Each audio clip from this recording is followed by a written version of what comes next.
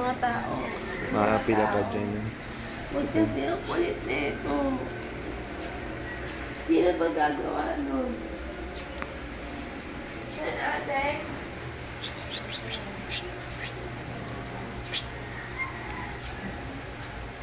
Gigising pa lang, sister. Yan po. Yan po. Nangarado yun. Kitang-kita naman. Ngayon po, kukunin natin si At.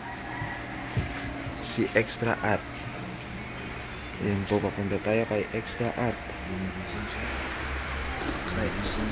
Kay Extra At. Ayan na si Extra At. Yan po ang kanyang anak.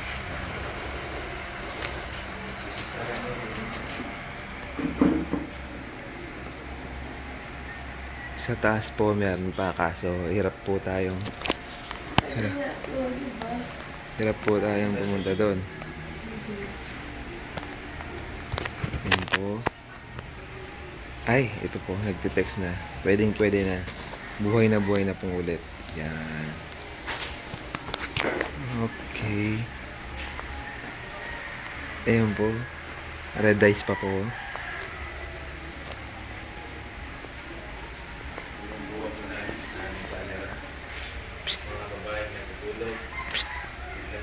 Ayan po. Kitang-kita naman po. Nagulat pa po. Kung bakit sila umaga natutulog at